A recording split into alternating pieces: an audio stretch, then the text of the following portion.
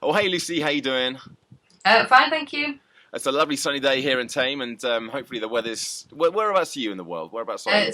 I'm in Sheffield, South Yorkshire. Nice. Is it good weather for you as well? It is, yes. Yeah, it's all sunny today. I Yeah. don't know what it is about the weather, but everyone seems to be in a better mood when the sun comes out, and just Yeah, nicer people in general. So, definitely. well, we're here today because I want to talk to you about something that turned you into a completely different person. It's a bit more significant than just the weather, and this is we're talking about alcohol. And in particular, your journey, which I'm going to ask you to explain a little bit about in a moment. And this is quite a poignant time for me as well because it's kind of weird because I don't really like to like the idea of I'm counting this, but it has almost been exactly to the day 12 months since I made the decision I was never going to drink alcohol again.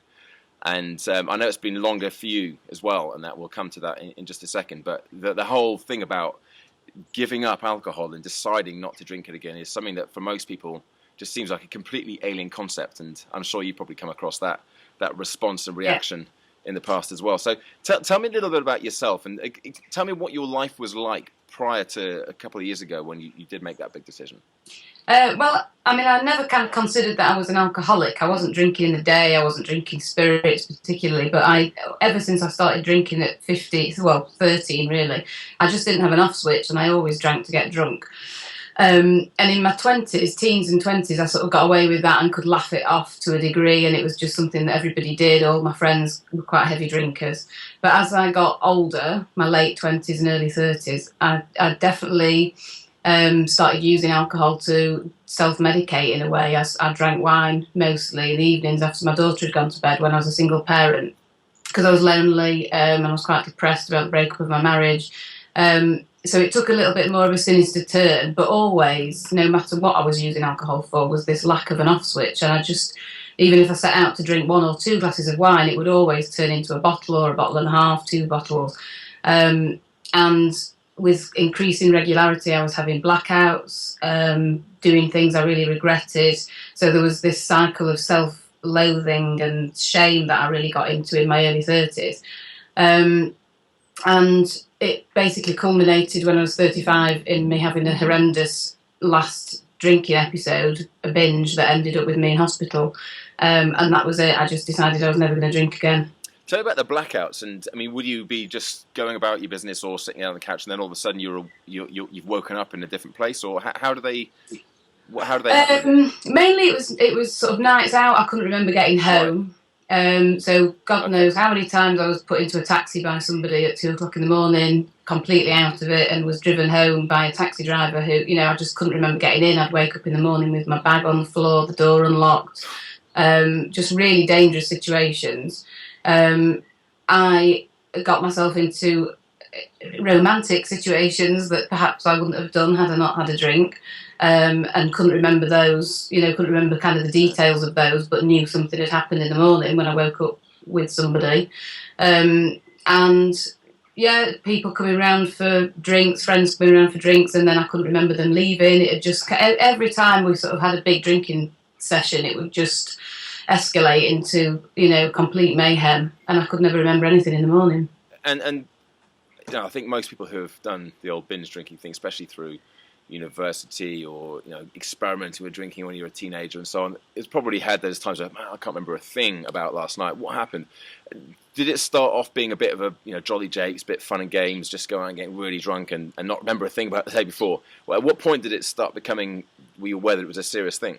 Well, I think for women it happens earlier than men. I think, we're all quite equal at university. Everybody does that big drinking thing. But women, I think, well, especially once they have children and get married, that sort of stigma that exists in society about female drunks is quite noticeable when you get to a certain age. So I think really it was like about 30, I really started feeling quite embarrassed, really full of shame in the morning when I wake up and think, oh my God, what have I done? Just this awful sort of guilty secret, because I really thought it was just me, that I just kind of carried around this big weighty secret that there was something wrong with me and I couldn't control my alcohol, and everybody else seemed to be able to manage it, but I couldn't. Um, and but of course I was kind of quite alcohol dependent by then, so I just carried on drinking. The fear was there, and the knowledge that I was that I was definitely, my drinking relationship was out of control, but I just carried on drinking because I was frightened, really. So yeah, this is something that you just thought, right? You know what? I think I just need to calm things down a bit and just stop drinking and just maybe back off and just have a couple of drinks. This was something where you knew this was likely to happen, but you were dependent, as you said, on Yeah, alcohol. I mean, I wasn't physically dependent, but I was emotionally dependent. Right. So I didn't have, if I'd had a bad day or if I'd fallen out with a boyfriend or, money worries or I was just a bit depressed, anything that, any sort of uncomfortable emotions, my default position was to go and buy a bottle of wine. And it just became, I think it was just really, really habitual. And I never actually, because of the society we live in, I never really considered that I could be happy as a non-drinker. It just didn't really occur to me. Ultimately, the reason I did stop drinking completely was because I realised I would die, actually, if I carried on drinking like that. Because I'd had this nightmare evening where I'd woken up in hospital at 3 o'clock in the morning and I couldn't remember getting there. So it kind of, the penny dropped then that I was putting myself in increasingly dangerous situations when I was drinking, and I would probably come to a sticky end if I carried on. So that was why I stopped drinking. I felt like I had no choice, but I wasn't really very happy about it for quite a while. Okay. And the thing that changed me was Jason Vale's book that I know you've read. Yes. Yeah. Had the same effect on you. So as soon as I read that, I was fine. It was just like, well, why am I upset about not drinking? This is great. I'm doing a good thing here. It's a gift. It's a strange book, isn't it? You read it and you come out a different person at the other end. Thinking, my goodness, they've got no reason. There's no logical reason to continue. It was like just the blinkers taken off, and I just felt like I'd been reborn. Just happy non-drinker. Well, tell me about that, because I know that we'll talk about soberistas.com in a second, because this isn't just one person's story. This is the story, and this is why I was really keen to interview Lucy, because you're a real inspiration to thousands, literally thousands of other women and presumably men as well, who have all of a sudden realised that they're not alone, and that there's the kind of support out there that doesn't involve going to Alcoholics Anonymous or those type of meetings, and that someone else has had the courage to stand up and say, look, this is what was happening. But I forgot what the question I was going to ask there then. So as you got to the point where you decided you were going to give up drinking, or you stopped drinking, and then you read the book, when was it where you decided that you were going to go out and you were going to develop this into something that was going to help and inspire other people to do the same?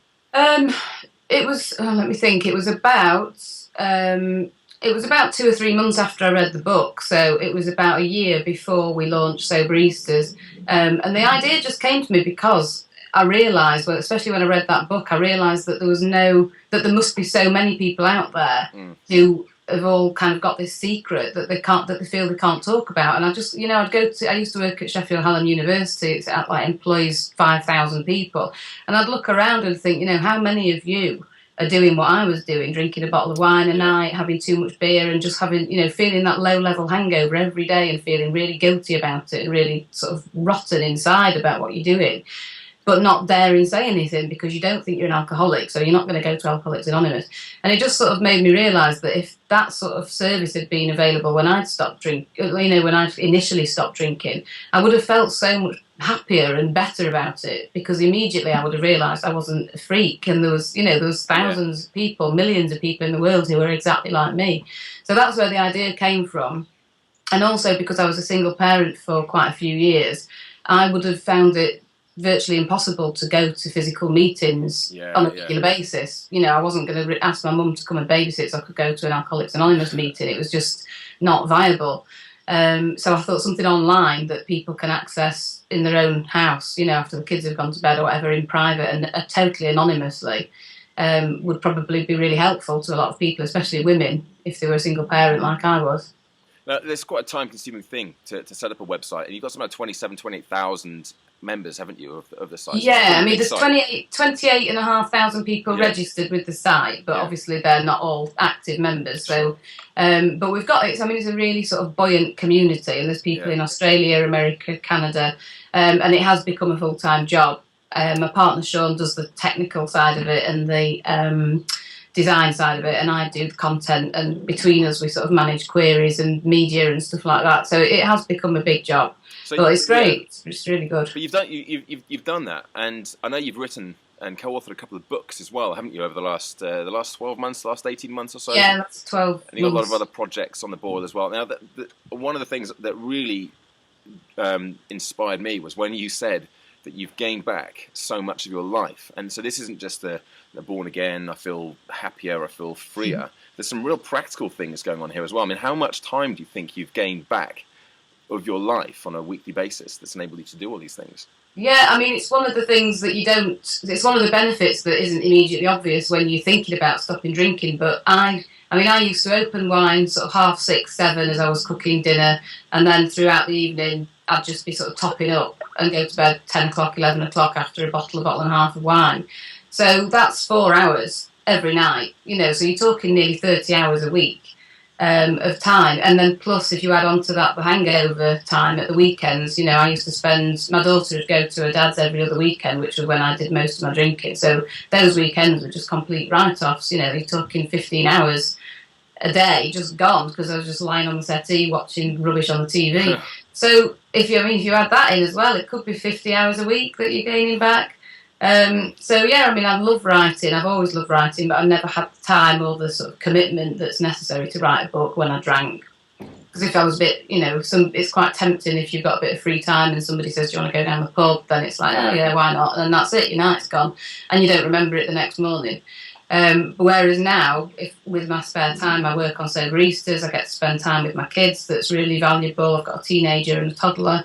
I love writing, I go running a lot, and my life's just full and active, and everything that you do that's positive reinforces your self-confidence and your self-esteem. So it's just like instead of it being a negative cycle that you're in, it reverses and you're in a positive circle. Everything you do makes you feel better about yourself, therefore you don't want to drink and you want to do more positive things. So it's just kind of such a more productive way to live, I've found, and I would never ever go back to drinking. I can't believe I did it for so long. When you're obviously you've got a lot of other stories from other people who have joined the soberistas.com website and community. Would you say that your story is quite typical, that everyone seems to kind of go through the same stages of denial and then realization that there might be some sort of a problem, but still wouldn't class themselves as being an alcoholic? Is that quite typical, would you say? Yeah, totally. And one of the blogs I wrote a while ago was the 4 emotional stages of sobriety, I called it. And it was basically the sort of early stage, which we call the pink cloud of euphoria, where you kind of, hey, everything's great, you love life without hangover, you just, feel so much healthier and happier all the time. And then there's that kind of 3 months down the line, oh God, is this it forever? It's kind of a restless feeling that you might be tempted again. And then a phase where you're a little bit angry, and I went through a phase after about a year where I was quite bitter and I felt like everybody else was allowed to drink but I wasn't, and it wasn't fair, and I was kind of having a bit of a tantrum about the fact that I couldn't drink. And that's before I read Jason Vale's book, and then as soon as I'd read that, it was just this sort of total acceptance, and really the stage I got to in the end, but it was after about 12 to 18 months, was one that I now sort of regard myself as just being allergic to alcohol. It just doesn't work for me. I can't, as soon as I drink, I just go mental. And it all just goes, everything spirals out of control, and everything I've got in my life that I really value now, I would lose. There's no way I could write books. There's no way I'd have the relationship with my partner, juggling work and childcare. My daughter's 15. She's going through the teenage, GCSEs and boys and all the rest of it. All those things I can manage really well because I don't drink, and that makes me happy. And if I drank, that would all go. But that took about 1.5 years to get that real happy, contented acceptance of life as a non-drinker. But once you get there, it's brilliant because all those demons are gone. But let me ask you a question, because when I decided to stop it, I got the inevitable questions from my mates whose the relationship I had with them was probably intertwined with drinking copious amounts of alcohol, and that seemed to be the common factor between all of our get-togethers, was we'd just go out and get drunk, and we'd have a great time and lots of stories and so on. So when I made that decision last year, then I've maintained all of those relationships. They're obviously a little different now, but I had to come up with something to say. I had to come up with a story and explain, and it was actually quite hard for me to do that. And the question I often got asked was, yeah, but why permanently? Why say, like, never? You should never say never. How have you coped with that? And what story do you tell people when people ask, oh, how come you don't drink anymore? Well, I mean, you always get the inevitable, well, are you an alcoholic? Mm. And I don't consider myself an alcoholic. You know, I was definitely alcohol dependent, but I'm not anymore. It's a choice, and I think that's the fundamentally important message to get across to people, to make this a more kind of normal thing to do, because the more people who talk about it, the less of a strange lifestyle choice it is. So if people ask me now, you know, why don't you drink? I just say it like it was. Really, I always got into trouble with booze. I didn't have an off switch. It got me into trouble. It was a cycle that I couldn't get out of. It made me feel depressed. It made me have terrible panic attacks. And I just kind of got to the point where I realised that I didn't want to live my life sort of feeling like I was held underwater all the time. I wanted to be in control. So I mean, that's the strapline of Sober Easters: love life in control, and that's what it's about for me. It's just being able to make choices that you're proud of, and not having all those regrets. So that's generally the reason. And most people I find are quite interested, more than sort of prejudice. You know, I think you will always get heavy drinkers who don't particularly want to sit next to somebody who's a non-drinker at a dinner party or whatever, because it sort of ruins their fun and it shines a light on their drinking habits. But most of my friends have been completely accepting of it, and it's just something I don't do anymore. And we'll see each other in the park, or we'll go for a coffee, or to the cinema or the theatre, or for a meal, but I generally don't go to pubs. I've just gone off them. I don't like sitting around people who are getting drunk. It bores me. Well, the conversations seem to go around in circles after about 9 o'clock at night, don't they? Yeah, and people get progressively louder, and they just repeat themselves, and it's just dull when you're sober. And I've got better things to be doing with my time. I'd rather be broadening my horizons and learning things, and you know, it's just kind of it's become something that I don't miss at all. So yeah, I've adapted my life, and it really suits me now. I'm completely happy. So I think one of the big things that scares people, frankly, to say, you know what, I'm going to stop drinking, or even have a night where they go out with their friends and don't drink, is what people will say and how people will see them. And there's a lot of mind reading going on. You're expecting people to be sort of reluctant to want you to be there, and what makes you so special that you're not drinking tonight?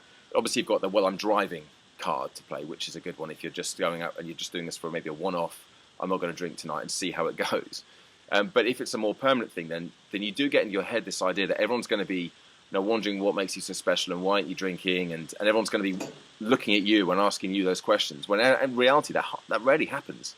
Yeah, it does. It is definitely something I've found. It's more in your head. And if you it's tempting to hide away and not socialise because you're kind of worried about people's reactions. But the more you get out there and the more you just tell people and are quite honest about it, I think people respect that, you know, you've made a decision that works for you, generally speaking. Yeah. You're always going to get idiots, but I just don't give them time of day. But I mean, and actually on that point, when that does happen, and I always said when I decided to stop drinking, that if any of my friends, if the relationship was so dependent on alcohol, then they're probably not really the right person for me to be spending time with anyway. And that just, fortunately for me, never happened.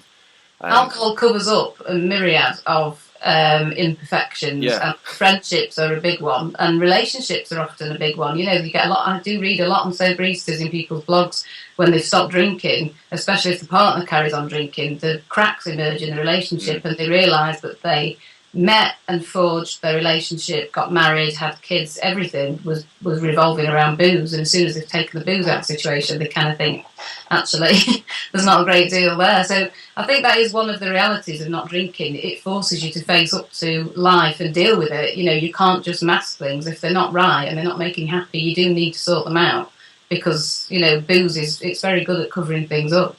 Well, it is a big step for most people to take, and which is why, again, something like your website, sobereasters.com, is so powerful, because it's it's easy to get onto, and you don't have to go anywhere physically. But what are the steps? How does it work with sobereasters.com, Lucy? Tell me about how, if somebody decided, you know, listen to this interview, I'm going to go and check that out, and I think that I might be better off in my life without alcohol, or finding out more about people who have done what you've done. What would people need to do? Well, it's not. It's not a prescriptive site at all. We don't kind of, as an organisation, don't tell people how to stop drinking. But what you will get on Sober Easters is access to a community of thousands of like-minded people who've been exactly where you are, and who therefore can offer the best advice and support in helping you work out how to live without alcohol. So it's really like real. It's not, you know, kind of like a sort of NHS-y sterile place that's sort of government information. It's real people talking about swearing a lot and getting it out of the system and just kind of saying it as it is, really, the whole process of stopping drinking.